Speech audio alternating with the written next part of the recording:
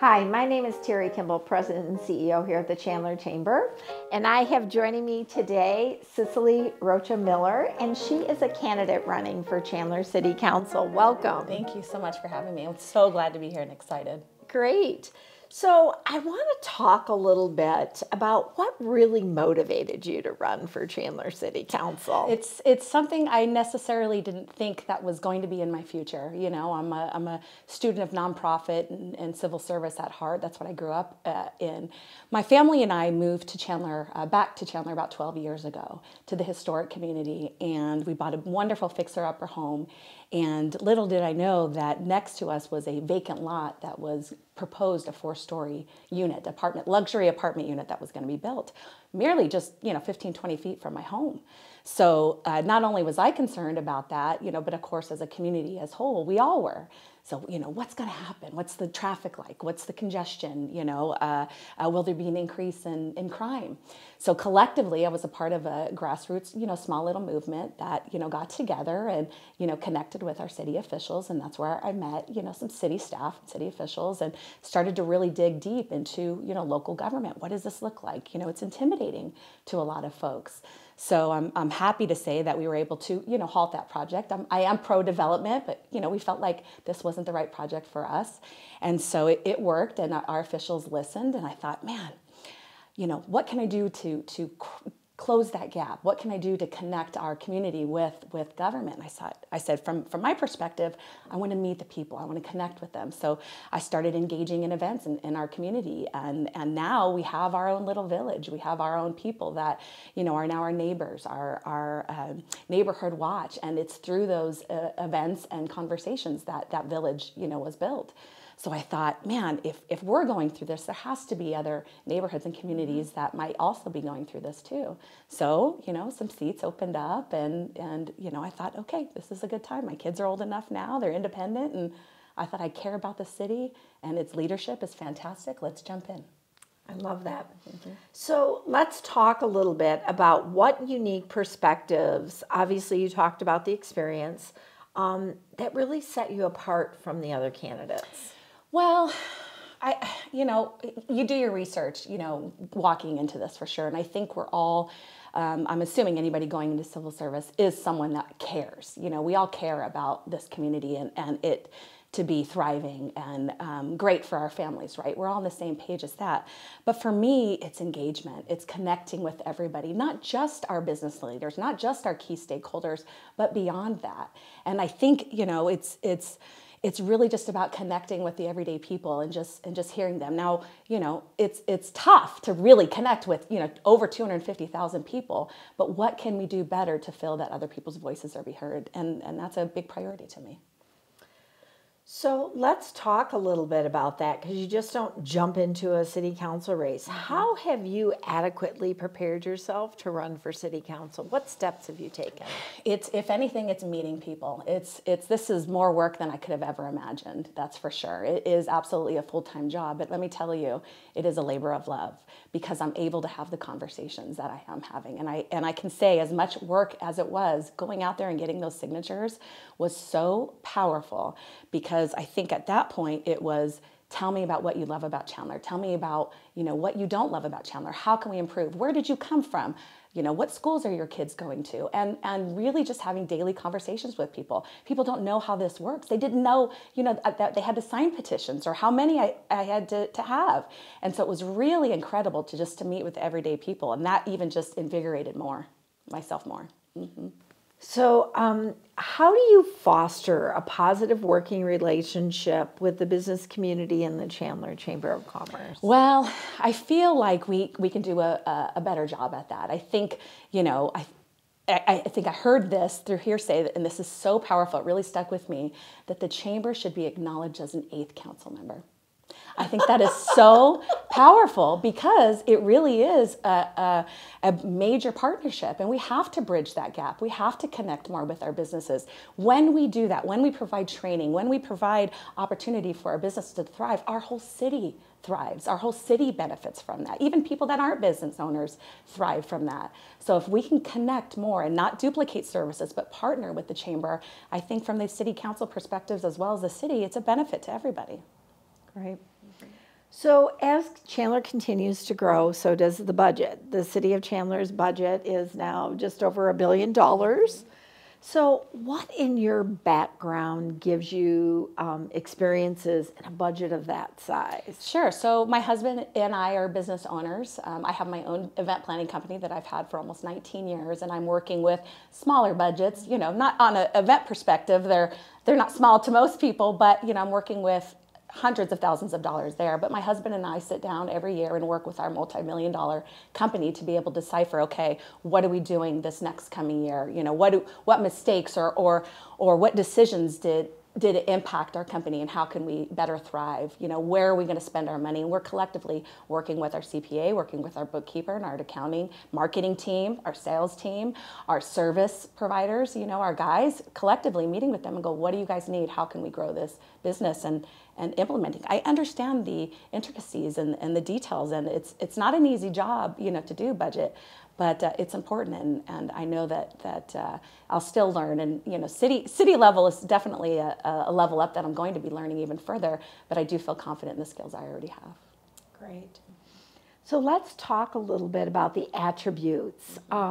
What attributes are you going to bring to this Chandler City Council from a business perspective? Sure. Well, let me speak to both, if that's okay, with personally and business perspective. I think personally, you know, when I was thinking about this opportunity, I reached out to my closest circle, my dear friends and family, and the word that kept coming up was, Cicely, you're a person of unity. You're a person of bringing all perspectives together and finding the common ground. You know, it's important to have conversations, to ask questions, to get a full understanding before decisions are made.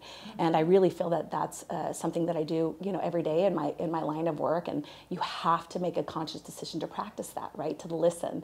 And secondly, from a business perspective, I think it's just, you know, experience in business. I'm a daughter of an entrepreneur. My grandfather was an entrepreneur. Both my brothers are an entrepreneur. My dad is, and it's in my blood. And so I'm very passionate about business. And I think, you know, entrepreneurs are one of the hardest working group of people. I mean, it is 24/7.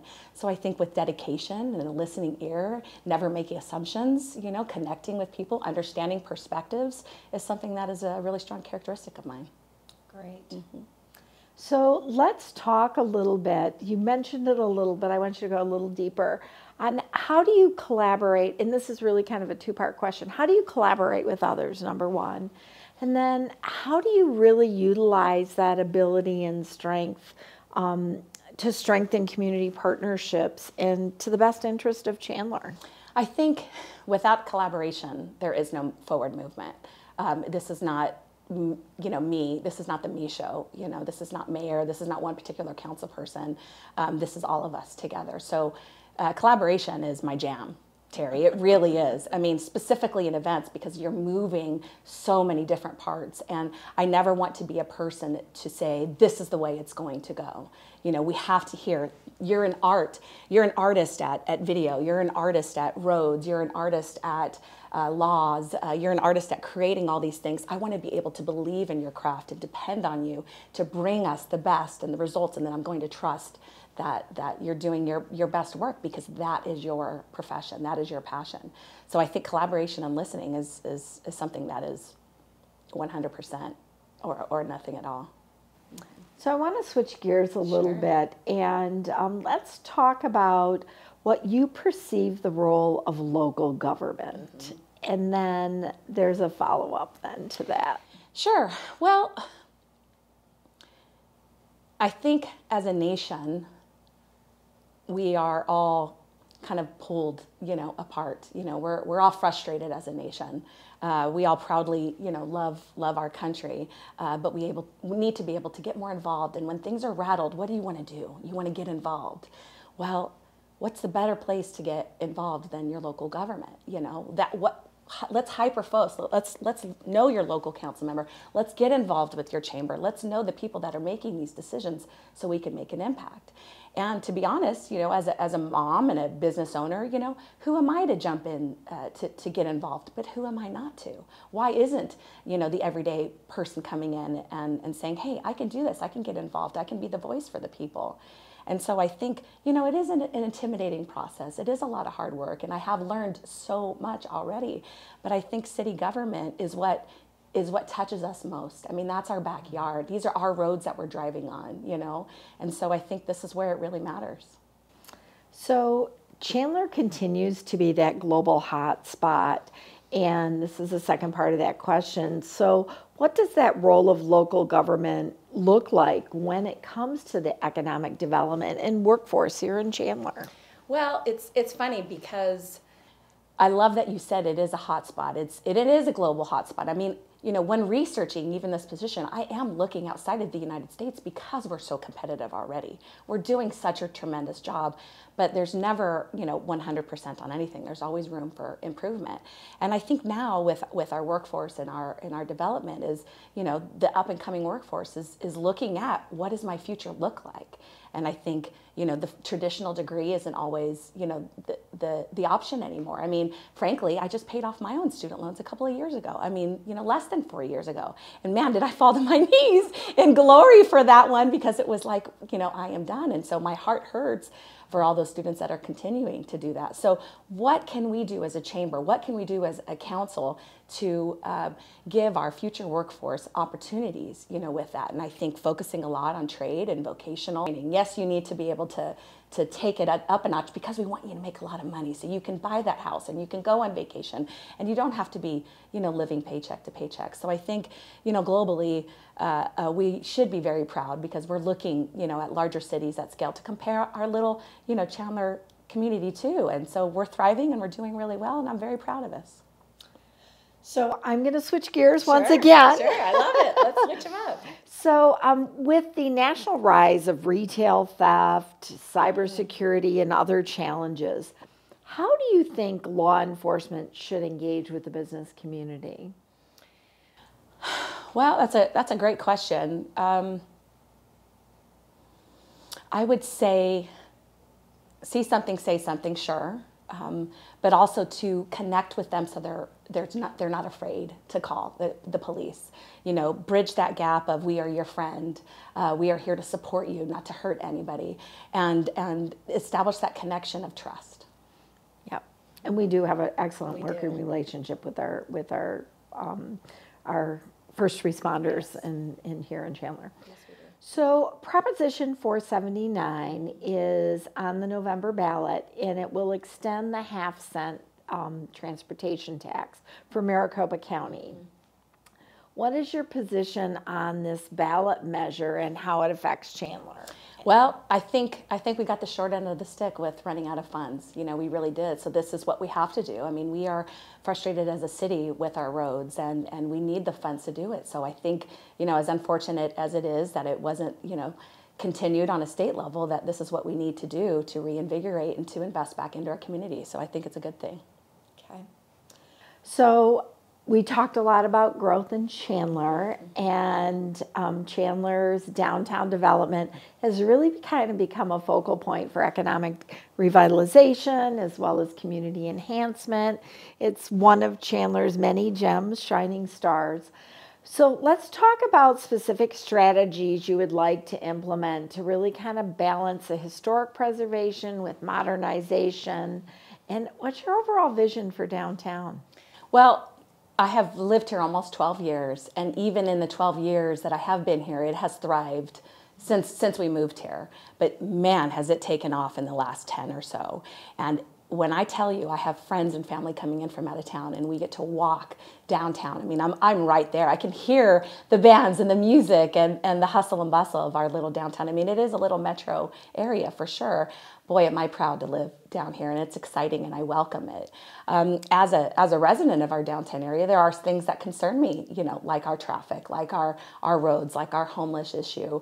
So I think we need to continue to have a partnership with transportation, with our roads, with zoning, with our police and public safety to continue in the right direction. I think from a business standpoint, you know, 20, 25 years ago, it was almost a little ghost town, and to know that now this is where the headquarters are for our chamber, and so many developments happen and businesses are thriving. They're not nervous about patrons coming in every single night. I mean, that was a big part of my success with gathering signatures, was heading downtown and meeting with people. And it's, for the most part, Terry, it's a lot of people from outside of Chandler. So we're bringing in money into the city, specifically from, a brick and mortar standpoint. And the ice cream shops and the mom and pop dreams, these aren't big franchises. Not to say that there's anything wrong with that, but it's such a connection to the heart of who we are, which is a historic community. And I welcome the modernization of other businesses coming in. I think that's fantastic, but we always have to remember our quaint historic community that started here. So we talked about construction, and Chandler experiences ongoing construction projects all over. And the business community often faces those disruptions that can really affect their overall operations. So how can you best facilitate completion of these projects in a timely manner? We see memes all the time about Arizona and how much we are all in construction. And I think this is an entire state area, at least for Phoenix Metro, this is our mojo. We are known for always being in construction. I moved here in '98 and we were in construction back then on the 60. So I think it's just a matter of, we have to make that a priority. Communication, talking to city officials, talking to businesses, going out and engaging before these projects are happening.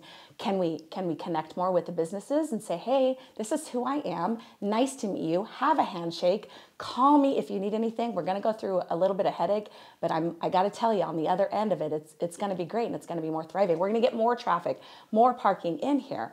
But I think it's just about communicating those deadlines and making sure that everybody is talking together. Great.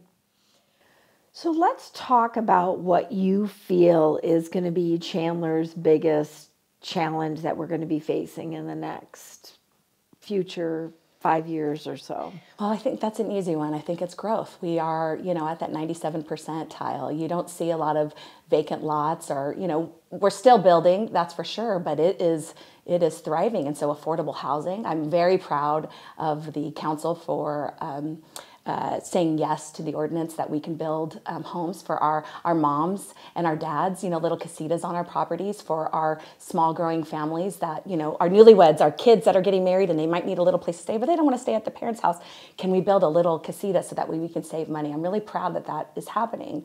But I think, affordability is an issue, and I think development is an issue. We are built out, we are running out of room, and what a compliment to our city that we are in such demand.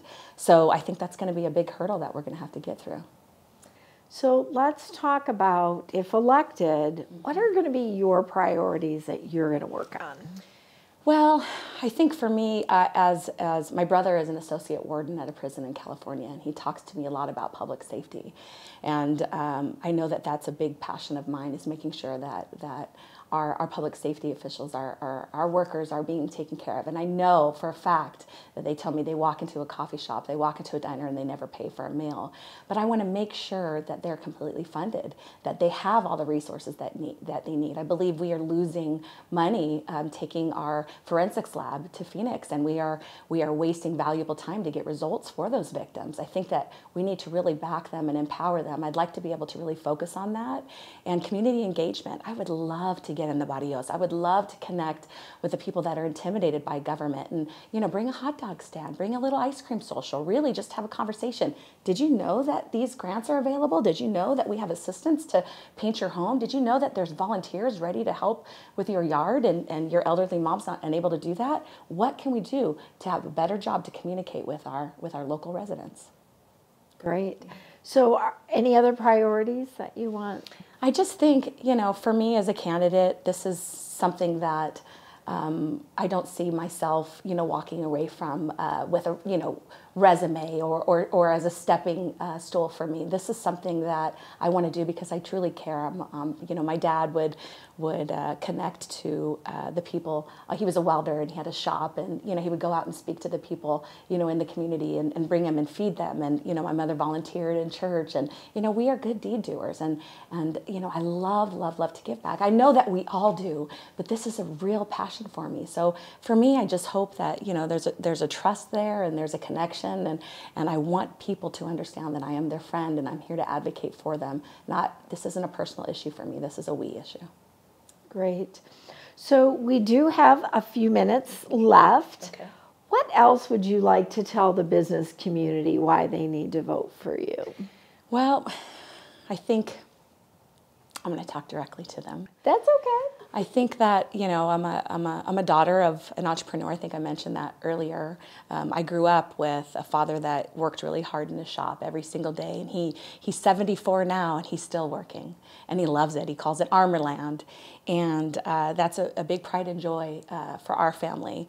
And I think without business, this city would not be where it's at now. We would not be looked at as an example nationally, you know, like you said, globally. So, you know, I want the business community to feel like I am in it. I am a proud member myself for my business, and a new member, to be transparent, for my business as well as my husband's. And I'm already so excited about the connections that I have made. I want you to trust me. I want you to understand that I'm here to advocate for you. I want you to keep as much money as you can, and I want to continue to help build Chandler to be the best support we can to all of our Chandler businesses. Great. Cicely Rocha-Miller, candidate running for Chandler City Council. Thank you so much for joining me today. Thank you so much.